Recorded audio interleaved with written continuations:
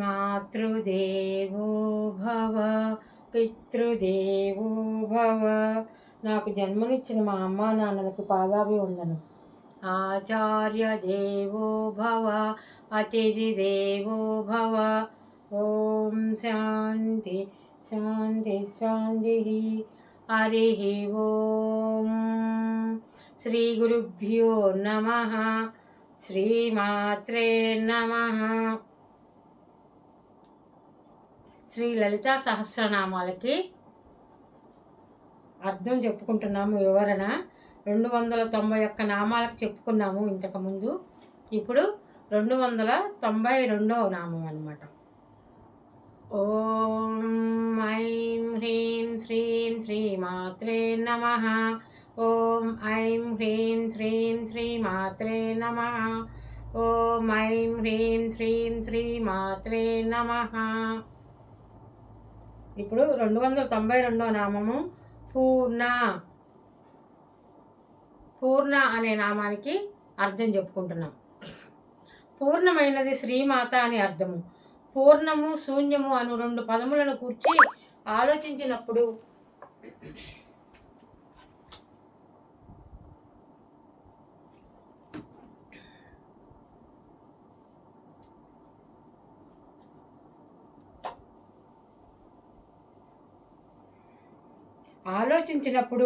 దృశ్యములు భావనకు వచ్చును. పూర్ణము కంటికి అగుపడు పూర్ణము, శూన్యము కంటికి అగుపడనిది. ఒకటి ఉన్నట్లుండును, మరి ఒకటి లేనట్లుండును. ఉన్నట్లు అగుపడుట దృష్టిని బట్టి ద్రష్టను బట్టి ఉండును. కొందరు కనపడునదే చూడలేరు, కొందరు కనపడునది కూడా చూడగలరు. వీరికి సూక్ష్మ దృష్టి ఉండును. సూక్ష్మ దృష్టి ఉన్నవారు కూడా తమలో నుండి చూచుచున్న చైతన్యమును చూడలేరు. చైతన్యము ఆధారముగా సూక్ష్మ దృష్టి స్థూల దృష్టి ఏర్పడుచున్నవి. పూర్ణిమ చంద్రుని కన్నులు గల వారందరూ చూడగలరు. అట్టివారు అష్టమి చంద్రుని చూచినప్పుడు చంద్రుడు సగమే కనపడును. కనపడని భాగము లేదనుట సత్యమా? కాదు కదా. మనకు కనపడదు గాని ఉన్నది. శుక్లాష్టమి నాడు కనపడిన భాగము కృష్ణాష్టమి నాడు కనపడదు. 2 భాగములు పూర్ణముగా కనిపించినప్పుడు పౌర్ణమి అందము. అంటే పూర్ణచంద్రుడు కనిపించినప్పుడు మనము పౌర్ణమి అంటాం కదా, అది. అమావాస్య శుక్లపక్ష తిథులు, కృష్ణపక్ష తిథులు భూమి జీవులకే కానీ చంద్రులకు కావు. అవన్నీ మనకి శుక్లపక్ష తిథులు కృష్ణపక్ష తిథులు 15 రోజులు చంద్రుడు పెరుక్కుంటూ వెళ్తాడు, 15 రోజులు చంద్రుడు తరుక్కుంటూ వస్తాడు అనేవి మనకే అన్నమాట. భూమి మీద ఉన్న జీవులకే కానీ చంద్రుడికి ఏమీ కాదంట. చంద్రునికి హెచ్చు తగ్గులు లేవు. చంద్రుని చూచు మనకుండును. కారణము మనలోని హెచ్చు తగ్గులే. ఇట్లే సృష్టి ఆది వృద్ధి అంతము ఇవి అన్నీ జీవులకే కానీ శ్రీమాతకు కాదు. అయితే సృష్టి కూడా అమ్మ సృష్టించినా కూడా అమ్మకి ఇవన్నీ ఏముండవు అనమాట. ఇలా సగం కనపడటం ఏముండదు. సృష్టి చేసిన అమ్మే కాబట్టి అమ్మకి అంతా కూడా తెలుసు ఉంది అక్కడ అని. మనకేంటంటే మనకు కనపడింది కాబట్టి ఉంది అనుకుంటున్నాం, కనపడలేదు కాబట్టి లేదు, సగమే ఉంది, అర్ధచంద్రుడే అలా అనుకుంటున్నామంట. ఆమె ఎప్పుడూ పూర్ణమే, ఆమె ఎప్పుడూ పూర్ణయ్యేనంట. అట్టి పూర్ణత్వమును జీవులు కూడా పొందవలనని శ్రీమాత ఆకాంక్ష అంటే అమ్మవారి కోరిక ఏంటంటే మనం కూడా అది తెలుసుకోవాలి, ఉన్నది అంతా పూర్ణమే అని మనం తెలుసుకోవాలంట. అట్టి పూర్ణత్వం పొందటం వలన పొందిన జీవులు శ్రీమాత భక్తులుగా ఇతరులకు ఆదర్శప్రాయులుగా సృష్టి ఉన్నంత కాలము ఉందురు. అది ఎవరికి తెలుస్తుంది? పరమ గురువులు, సాధనలో ఎవరైతే ఉన్నారో అలాగే ఋషులు, వాళ్ళందరికీ అంతా ఉన్నది పూర్ణమే అని తెలుసుకున్నారనమాట. వాళ్ళు శ్రీమాత భక్తులుగా ఇతరులకి ఆదర్శప్రాయంగా ఉంటారంటే వాళ్ళు ఎలా సాధన చేశారో మనకు చెప్తే ఆదర్శం తీసుకుని మనం కూడా ఆ సాధన చేస్తే అందరికీ సాధ్యమవుతుంది. అమ్మ కోరిక కూడా ఏంటంటే భూమి మీద ఉన్న ప్రతి జీవుడు కూడా అలా అవ్వాలి అని, పూర్ణత్వం తెలుసుకోవాలి అని. సృష్టి శ్రీమాత యందు లయమైనప్పుడు ఆమెను చేరుదురు. మరలా సృష్టి ఆరంభమున ఆమె నుండి పూర్ణులుగానే వెలువడి శ్రీమాత అనుజ్ఞానుసారము సృష్టి నిర్వహణమున పాల్గొందురు. ఏం చెప్తున్నారు ఇక్కడ? ఈ సృష్టి శ్రీమాత మళ్ళీ లయం చేసేసుకుంటుంది. మొత్తం ఏమీ సృష్టి ఉండదనమాట. మహాప్రళయం వస్తుందన్నమాట. అప్పుడు ఏ జీవులు అనేది అసలు ఉండరు. తర్వాత మళ్ళీ అమ్మ అనుకున్నప్పుడు మళ్ళీ సృష్టి ఆరంభించినప్పుడు మనల్ని పూర్ణత్వంగా భూమి మీదకి పంపిస్తారనమాట.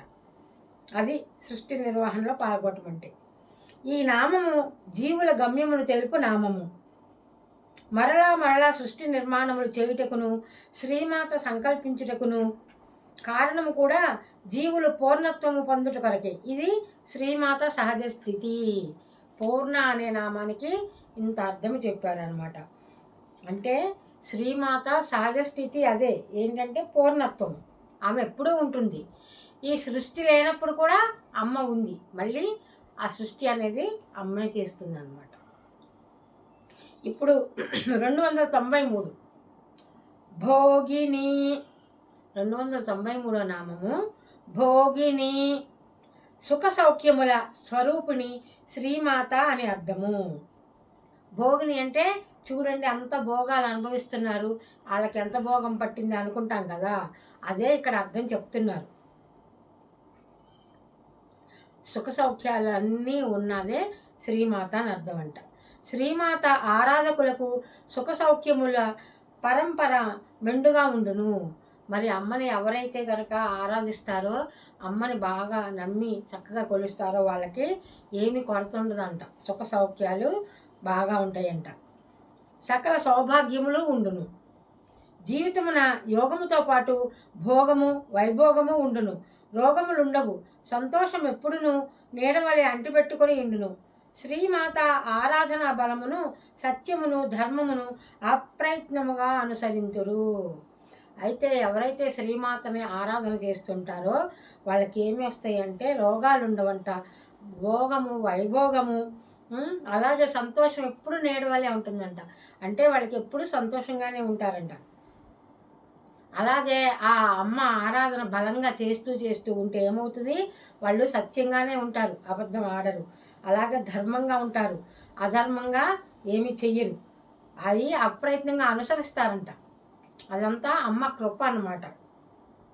మానవ జీవితము 3 రకములుగా గోచరించును.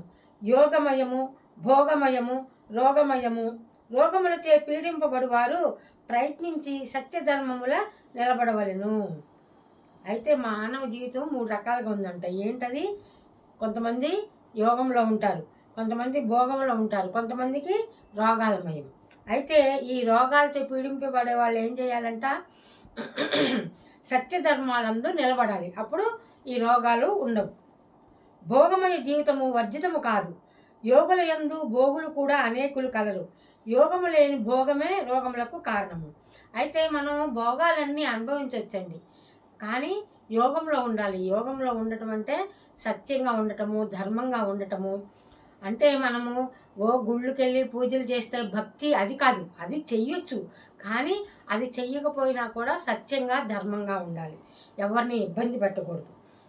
యోగం అంటే ఈ మన ధ్యానం చేస్తుంటే మనకి ఏమవుతుందంటే లోన్ నుంచి ఆ జ్ఞానం అనేది పెరుగుతుంది. మనం ఏం మాట్లాడాలి, ఏం మాట్లాడకూడదు, ఏం తినాలి, ఏం తినకూడదు, ఎవరితో ఎలా ఉండాలి, అందరిని ఎలా గౌరవించాలి, ఎలా ప్రేమగా ఉండాలి, ఇవన్నీ కూడా మనకి అమ్మ లోన్ నుంచి తెలియచేస్తూ ఉంటుంది. ఎప్పుడు మన సత్యం ధర్మం కూడా పాటించినప్పుడు అంట, ఆచరించాలి. యోగమయ జీవనమున యమ నియమములు ఆచరింపబడటం వలన మానసిక సుఖము ఉండును. మనం ఎప్పుడైతే ఈ యమ నియమాలన్నీ పాటిస్తామో అప్పుడు మనసు ఎప్పుడు మనకి సుఖంగా ఉంటుంది అన్నమాట. అంటే మనకి ఆ రూపాయి ఉన్నా లేకపోయినా, ఇల్లున్నా లేకపోయినా, కార్లున్నా లేకపోయినా, ఏది ఉండని ఏది లేకపోని భౌతికంగా, కానీ మానసికంగా ఎప్పుడు సంతోషంగా ఉంటామంట, సుఖంగా ఉంటాం. అట్టివారు సంతోషముగా కర్తవ్యములను నిర్వర్తించుచుందురు. అంతరంగమున ఆరాధన జరుగుచుండును. అంతరంగమున దైవముతో యోగము చెందుట, బహిరంగమున వైభవముగా జీవించుట శ్రీమాత అనుగ్రహముగా వీరికి లభించును. చూడండి, ఎవరైతే యోగంలో ఉండి భోగాలు అనుభవించవచ్చు, అయితే అమ్మని ఆ అంతరంగంలో ఆరాధన చేస్తూ ఉండాలి. కర్తవ్యంగా భౌతికంగా మనం సంసారంలో ఉంటాం. భార్య, పిల్లలు, భర్త, పిల్లలు, తల్లిదండ్రులు, కుటుంబము, స్నేహితులు, బంధువులు అందరూ ఉంటారు. కానీ మన కర్తవ్యం ఎంతవరకు అంతవరకే చేస్తామన్నమాట. ఎవరిని ఎక్కువ ఇబ్బంది పెట్టము. అట్లాగే అమ్మవారు కూడా చాలా అనుగ్రహం ఇస్తుంది. ఎందుకంటే సత్యంగా, ధర్మంగా ఉన్నారు. చేయవలసిన పనులే చేస్తున్నారు. కాబట్టి అమ్మకి అలాంటి వాళ్ళంటే ఇష్టం కాబట్టి అమ్మ అనుగ్రహం బాగా ఉంటుందట. జీవితమున కర్తవ్యమును నిర్వర్తించువారు 2 రకముల నుండును. నిర్వర్తించవలని కదా అని నిర్వర్తించువారు మెండు. అట్టి వారు కర్తవ్యము తప్పదు కనుక నిర్వర్తింతురు. తప్పుకొనుటకు వీలున్నచో తప్పించుకొందురు. వీరికి సుఖము శాశ్వతము కాదు. తనకున్న పని తినకున్నా తప్పదు అని చేయువారు కర్తవ్య నిర్వహణమున మానసికమైన బరువుతో చేయుదురు. తప్పని పని అయినను ఉల్లాసముగా చేయుటను మార్గం ఒకటి ఉన్నది. ఇష్టపడి చేసినచో కష్టమైన పని అయినను సంతోషముగా నిర్వర్తింపవచ్చును.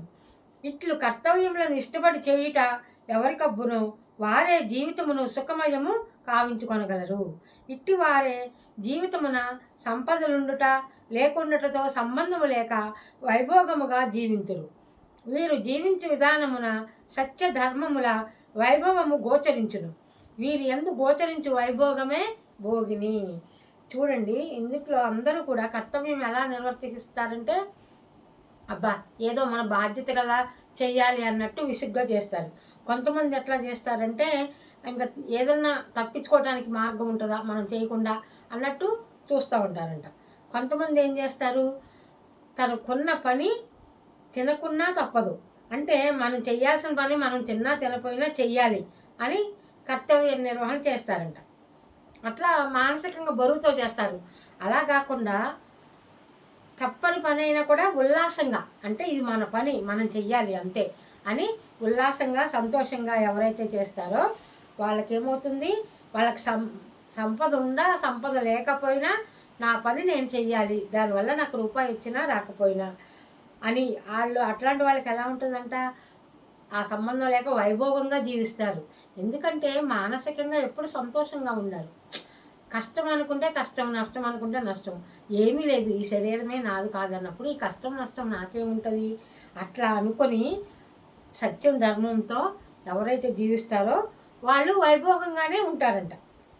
వీరి యందు గోచరించు వైభోగమే భోగిని అంటే వాళ్ళు ఆ భోగాలు అనుభవిస్తారనమాట. మళ్ళీ 294వ నామము మళ్ళీ నెక్స్ట్ వీడియోలో చెప్పుకుందాం.